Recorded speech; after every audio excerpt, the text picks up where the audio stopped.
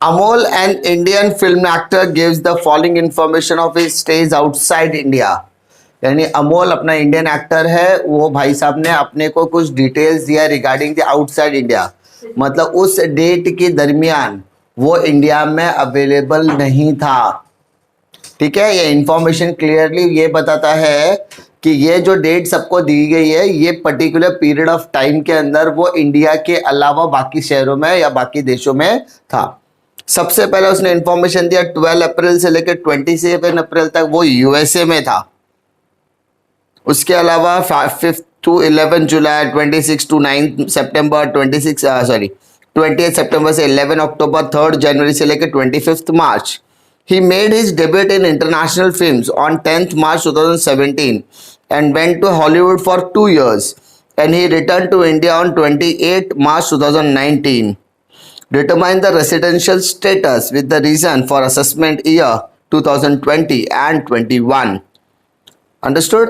Clearly ये बोल रहा है भाई साहब कि उसका डिटेल्स दिया, तो पहले डिटेल्स के हिसाब से हम लोग कैलकुलेशंस करेंगे। कैलकुलेशंस करने के लिए सबसे पहले बेटा आपको लिखने का है इंट्रोडक्शन।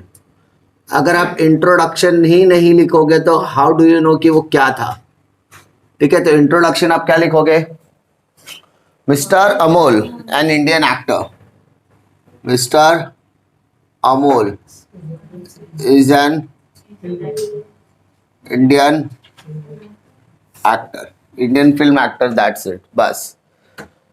उसके बाद क्या आएगा आपका? कंडीशन। तो यहां पर कंडीशन में हम लोग ने क्या लिखना है? To become a resident, to become a resident mister Amol needs to satisfy. ठीक है, needs to satisfy one of the basic condition given below, यानी आपको जो नीचे दिया गया उसमें से कोई भी एक बेसिक कंडीशन से क्या करना है? सेटिस्फाई करना है। Okay, condition A, he should stays in India for 182 days और more in the previous year. He should stays in India for 182 days or more in the previous year, P1। ठीक है, इसके अलावा और में B1 भी आता है और B2 भी आता है। Okay, he should stays in India for 60 days or more in the previous year and यानी इसके साथ दूसरा, he should stays in India for 365 days or more in the 4 immediately preceding the previous year। थोड़ा सा shortcut लिख रहा हूँ क्योंकि आप लोगों को पहले भी मैंने कराया हुआ है, सारी चीज आपको पता है कंडीशंस किस तरीके से लिखनी है। कंडीशन लिखने के बाद आपका बेटा नेक्स्ट पार्ट आएगा कैलकुलेशंस, और कैलकुलेशंस में आपको सबसे पहले लिखना है प्रीवियस ईयर। एक चीज आपको याद रखना है कि आप थोड़ा सा लॉन्ग कट इस्तेमाल कर रहे हैं, बट इट्स फॉर यू कि आपका कोई भी मार्क्स डिडक्ट करने वाला नहीं है। तो आपका प्रीवियस ईयर हो जाएगा 1 अप्रैल 2019 टू 31 मार्च 2019। अंडरस्टूड? अब आपको कुछ चीजों का ध्यान देना। इस सम के अंदर आपको दिया है कि ये पर्टिकुलर डेट से लेके पर्टिकुलर डेट तक वो भाई साहब इंडिया में नहीं है, इंडिया छोड़ के बाकी है। तो इसका मतलब क्या समझना है? जिस दिन वो गया उसकी तारीख आपको दी है, और किसी दिन आया हो तो उसकी तारीख दी है। तो तारीख 12 अप्रैल दिया, मतलब 12 अप्रैल से लेके 27 अप्रैल तक वो इंडिया में नहीं है। तो इसका सेकेंड वाला ऑपोजिट क्या होगा? 12 अप्रैल से 27 अप्रैल नहीं है ना, तो 12 अप्रैल के पहले तो था और 27 अप्रैल के बाद में है, इसका मतलब वो पर्टिकुलर पीरियड ऑफ टाइम उस तरीके से कैलकुलेट करना। क्लियर? तो उसको मैं इजी तरीके से करने के लिए मैं टाइमलाइन बनाता हूं। अंडरस्टूड?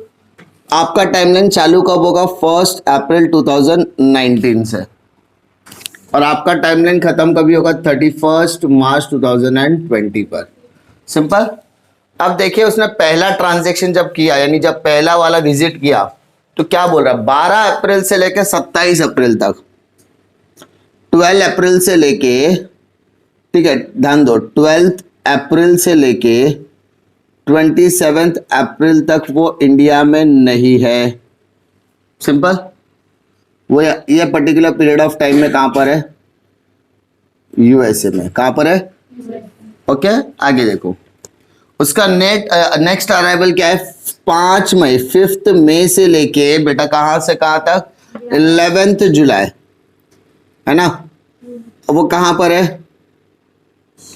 श्रीलंका। ओके नेक्स्ट क्या बोलता है? 26 अगस्त से लेके 9 सितंबर तक वो भाई साहब कहां पर है? यूके में, यूनाइटेड किंगडम। नेक्स्ट 20 सितंबर से लेके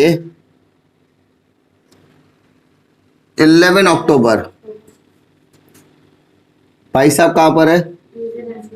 न्यूजीलैंड। ओके उसके बाद 3 जनवरी से लेके 25 मार्च तक भाई साहब किधर है? South Africa. कोई तकलीफ? मैंने टाइमलाइन बना दिया। अब इस टाइमलाइन के अंदर आपको समझने की जरूरत क्या है कि कौन से कितने दिन वो इंडिया में था। तो 1 अप्रैल से लेके 12 अप्रैल तक के बीच में इंडिया में था। ये जो बीच में गैपिंग छोड़ा है ना मैंने, एक गैपिंग में वो कहां पर था? इंडिया में। अगर मुझे इसे समराइज करना तो मैं इस तरीके से समराइज करूंगा। तो अब देखो ये जो डेट्स दिया ये अराइवल और डिपार्चर का डेट नहीं है, एक चीज याद रखना। तो यहां पर जो डेट्स दिया वो क्या डिपार्चर और अराइवल का डेट नहीं है। यहां पर जो डेट्स दिया है वो डिपार्चर और अराइवल का डेट नहीं है, ये उसके स्टेइंग का डेट है। क्वेश्चन में कहीं पर भी ये नहीं बोला कि इस दिन फ्लाइट पकड़ा उस दिन वो रिटर्न आया, तो आपको वो चीज ध्यान रखना है। तो अब हम कैलकुलेशंस करेंगे अप्रैल, मई, जून, जुलाई, अगस्त, सितंबर, अक्टूबर, नवंबर, दिसंबर, जनवरी, फरवरी एंड मार्च। ठीक है, डेट्स हमारे पास क्लियर है। हमको इस तरीके से कैलकुलेशंस करना है, तो हम लोग आराम से एकदम बोलते ना इत्मीनान से, अप्रैल 19 से शुरू होगा। अप्रैल के बाद क्या आएगा? मई आएगा, मई के बाद जून, जून के बाद जुलाई, जुलाई के बाद अगस्त, सितंबर, अक्टूबर, नवंबर, देन दिसंबर। दिसंबर के बाद फिर से क्या आ जाएगा? जनवरी, बट इस टाइम क्या चालू हो जाएगा? फिर फरवरी एंड देन लास्ट में आ जाएगा मार्च। दिक्कत? अब हमें क्या करना है? डेट्स देखना है। देखो 1 अप्रैल से लेके 12 अप्रैल तक, ठीक है, 12 अप्रैल से लेके 27 अप्रैल के बीच में वो यूएसए में, लेकिन तो इसका था 12 अप्रैल के पहले कहा था वो? इंडिया में। तो अप्रैल में कितने दिन हो गए? 11 दिन। सिंपल। तो पहला वाला मैंने कितना डेज ले लिया? 11। अब 27 अप्रैल तक वो अमेरिका में। अब 27 अप्रैल के बाद की तारीख क्या थी? 28 अप्रैल, 29 अप्रैल, 30 अप्रैल, तो 3 दिन और पकड़ो, तो टोटल कितना हो गया? 14 डेज। कितना हो गया? 14। अंडरस्टूड? अब हम लोग इसके बाद ये बीच में गैप दिख रहा, तो यहाँ पे अप्रैल खत्म, अप्रैल के बाद क्या चल रहा था? मई। 5 तारीख को जा रहा, तो 4 तारीख तक वो किधर था? इंडिया में। अब वो भाई साहब आ रहा कब है? 11 जुलाई। तो अभी हम लोग डायरेक्टली किधर जंप करेंगे? जुलाई के बाद। तो इसका मतलब जून में नील, जून में था ही नहीं ना वो, 11 जुलाई को आया, तो जुलाई खत्म होने के बाद अगस्त चालू होगा ना। तो जुलाई में कितना दिन होता है? 31। 11 दिन वो था ही नहीं, तो सीधा सीधा कितना दिन था वो? 20 दिन। 11 तारीख को तो वो कहां पर था? श्रीलंका। मतलब रिटर्न कब आया? 12 तारीख को। तो 12 तारीख से पकड़ेगा तो कितना दिन होता है? 20 दिन। कितना दिन होता है? 20। जुलाई में टोटल कितने डेज होता है? 31। 31 में से 11 निकाल दे तो बचा कितना? 20। अंडरस्टूड। मैंने वापस बोला ये +1 वाला पार्ट हम लोग क्यों नहीं कर रहे हैं, क्योंकि ये date of departure date of arrival नहीं है। It is simple a question of outside living, बाहर रह रहा है, यहां नहीं रह रहा है, तो जितने दिन वो बाहर है उसको देखने का ही नहीं। अब हम लोग अगस्त में आते हैं। अगस्त में 26 तारीख को इंडिया छोड़ के गया है ना, 26 तारीख को गया, 26 तारीख को वो अमेरिका सॉरी यूके में था, मतलब 25 अगस्त तक वो कहा था, इंडिया में। सिंपल। उसके बाद वो आया कब, सितंबर, फिर 9 सितंबर से लेके 20 सितंबर, तो यानी 10 सितंबर से लेके 19 सितंबर। सिंपल ना। 9 को वो यूके में था और 20 को न्यूजीलैंड में, तो इसका मतलब 10 तारीख को कहा था इंडिया में, तो 10 से लेके 19, 10 से लेके 19, 10 से 19 कितना हो गया, 10 से 19 10 दिन होता है देखो, तो सितंबर का 10 दिन पकड़ा, सितंबर में कितना दिन 10। अब वो 11 तारीख को रिटायर, तो 12 अक्टूबर से वो इंडिया में टिल 2 जून जनवरी। आज 12 अक्टूबर, तो अक्टूबर का में कितने डेज होते हैं, 30 डेज, उसमें से 11 तारीख निकाल दे तो बचा कितना 19 डेज, कितना बचा बेटा 19। सर ऊपर भी 19 आएगा सितंबर में, अरे सॉरी 9 आएगा ना, कैसे 10 to 19 ना, तो 10 को भी काउंट करोगे ना, 10 11 12 13 14 15 16 17 18 19, तो 10 दिन हुआ ना। 10 तारीख को भी तो काउंट करना है, 9 को वो बाहर था तो 10 को आया, अब वो 19 तक रहेगा, 20 को वो बाहर रहेगा, तो 10 तारीख भी काउंट होगा। अक्टूबर कितने दिन है, 31 का, तो 31 में से 11 निकाल दो तो 20 बचेगा। नवंबर कितना रहेगा देखो, नवंबर अब वो सीधा 2 जनवरी को जा रहा है, 2 जनवरी को जा रहा है, तो नवंबर में पूरा 30 डेज, दिसंबर में पूरा 31 और जनवरी में 2 तारीख तक। अब वो सीधा मार्च में आ रहा है, तो फरवरी में क्या होगा नील, और मार्च में 25 को आ रहा है ना, तो 26 27 28 29 30 31 6 दिन, कितना दिन 6। अरे तकलीफ, 25 को रिटर्न आ रहा है, तो मार्च में 31 डेज, उसमें से 25 आया तो 6 आ गया।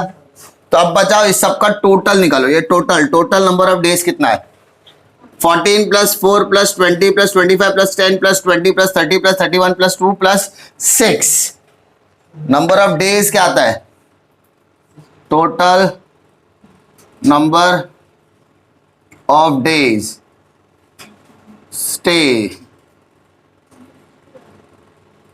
इंडिया इज इक्वल टू कितना 162 days. Oh my God, he does not satisfy the condition A. सिंपल। कंडीशन ए को सेटिस्फाई करता है क्या, पहला चीज, तो he is set to be non resident. But भाई साहब के लिए ये तो जीवन दान है ना, B1 ऐसा कहीं लिखा है क्या मैंने, एक्सेप्शन क्राइटेरिया एंड ऑल, क्योंकि डिस्कस ही नहीं किया है ना। तो आप देखो, तो क्या ये कंडीशन B1 सेटिस्फाई कर रहा है, नहीं, तो हम किसकी तरफ जाएंगे, B2 की तरफ। B2 क्या बोलता है, he should stay in India for 60 days, तो क्या ये 60 दिन से ज्यादा है, ऑब्वियसली है, तो इसने कहीं ना कहीं क्या सेटिस्फाई किया, बेसिक कंडीशन कौन सा सेटिस्फाई किया, condition B1 satisfied. Understood, condition B1 क्या हो गया, सेटिस्फाइड। B2 क्या बोलता है, 365 days for more in 4 immediately presiding the previous year. तो हम लोग अब कंडीशन कौन सा सेटिस्फाई करें, फॉर बेसिक कंडीशन B2 हम कौन सा करेंगे, बेसिक कंडीशन B2 सेटिस्फाई करेंगे। उसमें कितना साल लेना है बेटा, 4। ईपी मतलब immediately presiding the previous year, हमारा प्रीवियस ईयर क्या है 1920 ना, तो उसको छोड़ो, तो 18 19 17 18 16 17 और 15 16, 4 immediately presiding the previous year. ठीक है, अब ध्यान दो, he made his debut in international film on 10th March 2017 मार्च 2017। तो कहीं ना कहीं आप लोगों को मार्च यहां पर मिलेगा एंडिंग में, मार्च आपको एंडिंग में मिलेगा कि स्टार्टिंग में मिलेगा, एंडिंग में। ओके, डेब्यू करने के बाद he went to Hollywood for 2 years, return to India on 28th March 2019। यहां गया और भाई साहब यहां आया, अरे हाँ ना, यहां पे गया 2017 में गया, 2019 में रिटर्न आया, तो बाकी का तो देखना पड़ेगा। अब तो find out is residential status, clear? Difficulty है क्या? वापस बोल रहा हूं, और कुछ इसमें स्पेसिफिकेशन दिया है क्या? नहीं। तो यहां पर उसको कैलकुलेशंस करते हैं। चलो अब मुझे एक बात बताओ, पिछले 4 सालों का टोटल लेना है। मैं वापस बोल रहा हूं, ये बंदा पहले कंडीशन ए कंडीशन के हिसाब से क्या बन गया? वो नॉन रेसिडेंट। ये तो कंफर्म था, क्लियर था, क्योंकि बंदे ने 80 to 182 डेज स्पेसिफाई नहीं किया था। ठीक है। दूसरा 60 डेज वाला कंडीशन हम लोग सेटिस्फाई कर सकते हैं, है ना? अब उसके आगे 365 वाला भी करना है। तो देखो यहाँ पे देयर आर 2 assumptions। इसमें है ना कैसा होता है मालूम है? कॉन्ट्राडिक्टरी होता है। अगर मैं इंडियन एक्टर की बात करता हूं तो इंडियन एक्टर जो है वो बाहर जा रहा है, शूटिंग कर रहा है और रिटर्न आ रहा है, तो he leaves India for the purpose of employment बोलूंगा, है ना? वो इंडिया जा रहा है, यूएसए जा रहा है, श्रीलंका जा रहा है, यूके जा रहा है, न्यूजीलैंड जा रहा है, साउथ अफ्रीका जा रहा है। क्यों जा रहा है? घूमना है, for the purpose of employment. अगर मैं इसको एम्प्लॉयमेंट पर्पज से कंसिडर करके करता हूं, अजम्पशन बेसिस पे करता हूं, तो बंदा पहले ही नॉन रेसिडेंट बन चुका है।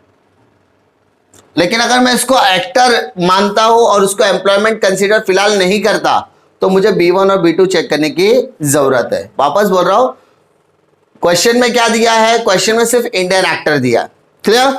और उसने क्लियरली बोला फॉर फिल्म शूटिंग बोला है, उसने फिल्म शूटिंग के दरमियान वो जा रहा है। ठीक है। तो अगर वो फिल्म एक्टर, हम लोग उसको फिल्म शूटिंग को एज अ प्रोफेशन मानते हैं, एज अ बिजनेस मानते हैं, एज अ काम मानते हैं एम्प्लॉयमेंट पर्पज के लिए, तो वो बंदा एक्सेप्शन क्राइटेरिया में ऑलरेडी आ चुका है। अगर वो एक्सेप्शन क्राइटेरिया में आता है तो उसके लिए कौन सा कंडीशन होना चाहिए? खाली कंडीशन ए। और अगर वो कंडीशन ए सेटिस्फाई नहीं कर रहा, इसका मतलब he is said to be non resident. Specify. तो हम लोग क्या करते हैं मालूम है? We have 2 assumptions। या तो मैं उसको एम्प्लॉयमेंट कंसीडर कर लूं, जो कि सही भी है, क्योंकि फिल्म शूटिंग के लिए जा रहा है तो ऑब्वियसली वो क्या रहना चाहिए? प्रोफेशन। तो हम लोग क्या करते हैं इंट्रोडक्शन में? ही फॉल्स अंडर, या ऐसा लिखते हैं ही वेंट टू अब्रॉड। वो कहा जा रहा है बेटा? अब्रॉड जा रहा है। He went to abroad for film shooting. क्या करने के लिए जा रहा है वो? फिल्म शूटिंग करने के लिए जा रहा है। सो ही लीव्स इंडिया, इसलिए इसका हम लोग कैसे बोलते हैं? He leaves India. वो इंडिया छोड़ रहा है ना, he leaves India for the purpose of employment. वो किसके लिए जा रहा है? एम्प्लॉयमेंट पर्पज के लिए जा रहा है। तो he falls under which criteria? Exception criteria. और जैसा कि मैंने आपके साथ पहले भी डिस्कस किया, अगर बंदा क्या हो रहा है? एक्सेप्शन क्राइटेरिया में आ रहा है, तो हम लोग क्या करेंगे? उसका कंडीशन एक ही सेटिस्फाई करेंगे, दैट इज कंडीशन ए। क्योंकि कंडीशन बी में क्या देगा? ये 60 की जगह पर क्या देगा? 182 डेज। सिंपल। पहले बोल रहा हूं, उसने क्लियरली क्वेश्चन में बोला कि he went to outside India for the purpose of film shooting. Film shooting को एम्प्लॉयमेंट कंसीडर करता है। एम्प्लॉयमेंट क्या, तो वो एक्सेप्शन में आ गया। एक्सेप्शन आ गया तो उसको 182 डेज का कंडीशन क्या करना है? सेटिस्फाई करना है। तो बंदे ने 168, तो he does not satisfy the condition 1। Simple. तो हम लोग क्या लिखेंगे? Simply conclusion. क्या लिखेंगे? कंक्लूजन। तो कंक्लूजन में क्या लिखेंगे? From the above calculation, from the above calculation it is clear that क्या क्लियर है? Mister Amol does not satisfy the basic condition, so he is said to be non-resident। और उसको क्या माना जाएगा? नॉन रेसिडेंट माना जाएगा। तकलीफ फिर से बोल रहा हूं, अगर यहां पर आप लोग उसको फिल्म शूटिंग को एज एन एम्प्लॉयमेंट कंसीडर करें तो ज्यादा अच्छा है, क्योंकि उसने क्लियरली स्पेसिफाई किया कि वो फिल्म शूटिंग के लिए जा रहा है। तो हम लोग उसका एक्सेप्शन क्राइटेरिया के अंदर एजम्पशन कर लेंगे, और सम करते समय हम ये चीजों का ध्यान रखें कि वो जो नंबर ऑफ डेज दिया है, जो डेट दिया है, वो अराइवल और डिपार्चर का डेट है, वो उसके आउटसाइड वाला डेट है, कि वो 12 तारीख को बाहर ही था, इधर था ही नहीं। तो 11 तक वो कहाँ पे था? इंडिया। और उसके बेसिस पर जब कैलकुलेशन किया तो नंबर ऑफ डेज आ गया 162। तो he does not satisfy the condition A, और एक्सेप्शन में 60 की जगह पे 182 रिप्लेस हो जाता है, तो B1 चेक करने की जरूरत है ही नहीं। तो he is said to be non resident. Understood?